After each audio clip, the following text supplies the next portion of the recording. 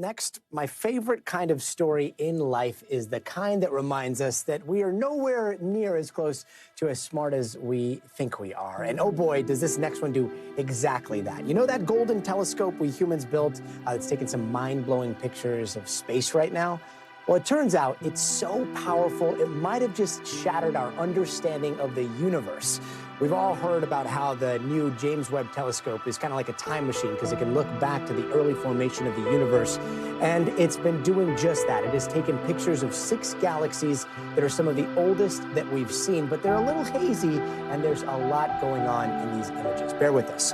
For one, when you're looking at these things, they're supposed to be from the beginning of time as we know it, and they're not supposed to be all that well formed. Well, guess what?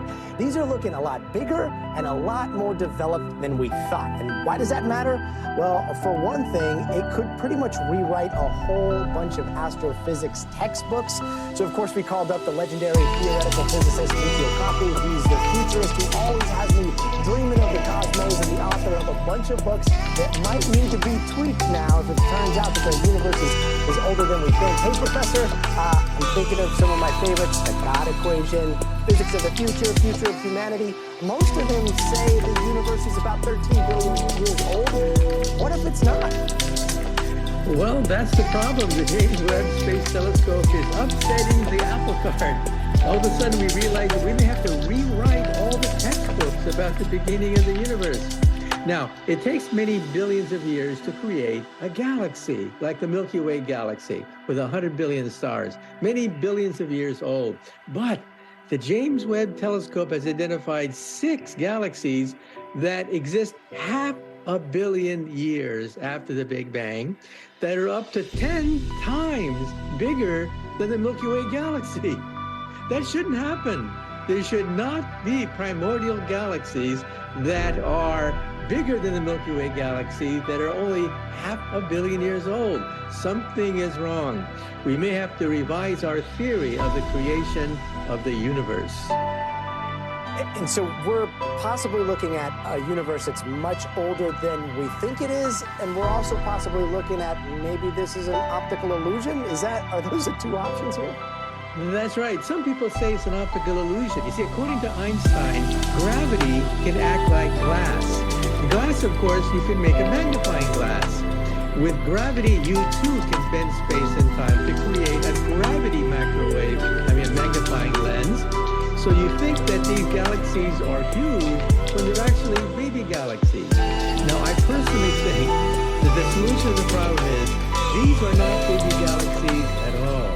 They're actually monstrous black holes. Black holes that formed after the instant of creation. That's baffling scientists because they don't fit in the normal sequence of the birth of a galaxy.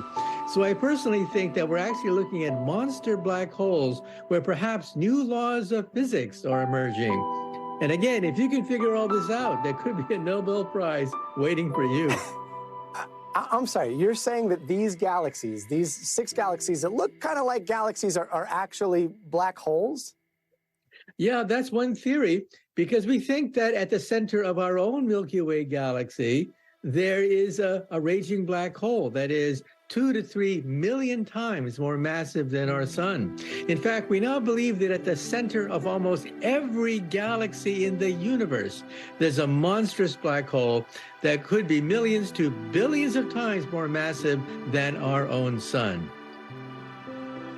If that's the case, then you're going to have to rewrite all of your books, and I think I have 2 of them with your signature on them, so I'm going to need you to re-sign and send me some new ones when you update those. Professor, since we have you, I'd also love to ask you about this discovery a lot closer to us here on Earth. It's another thing that I think you know a lot more about. Apparently, we just discovered that there's a 5th layer of our planet deep inside of Earth's core. What kind of knowledge do you think that could potentially unlock? Well, you know, when you see the tragedy in Turkey and Syria, you ask yourself a simple question. Why don't we know what's underneath our feet? We've been to the moon, we've been to Mars, our probes have gone past Jupiter. How come we don't know what's at the center of the Earth? Well, here is a clue. Think of a sonogram. A sonogram shoots vibrations into the womb of a pregnant woman. The vibrations then create echoes that can be analyzed to create a picture of the unborn child. Well, we can now think about sonogramming the earth. An earthquake generates all sorts of vibrations that echo, ricochet inside the earth, allowing us to recreate an image of the center of the earth. And we find some enormously interesting things. We find, for example, that the core of the earth spins, but the crust of the earth can spin in the opposite direction. So these layers underneath our own feet can actually rotate in opposite directions. And we used to think there were 4 layers, like the crust and the mantle, 4 layers inside the earth. Recently, we picked up evidence of a fifth layer at the very center of the earth. So we're now basically sonogramming the earth.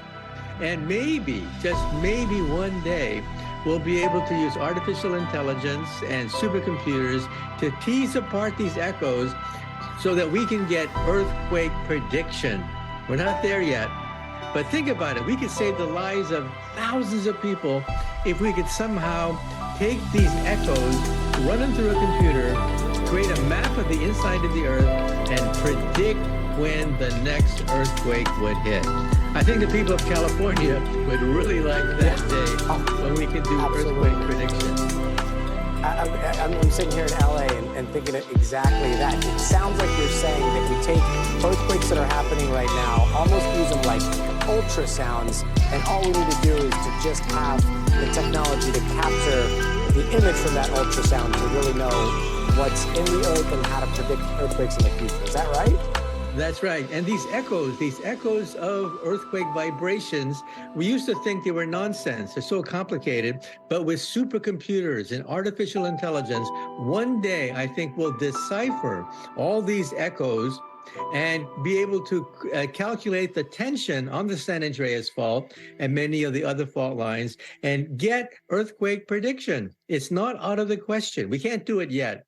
But I think with supercomputers and artificial intelligence, we may be able to decipher the echoes inside the earth, giving us a snapshot, a sonogram of the earth itself. Professor, always a pleasure to speak with you. I know you have a lot of work rewriting some of your amazing books as we speak. Thanks so very much for joining us. My pleasure. Anytime.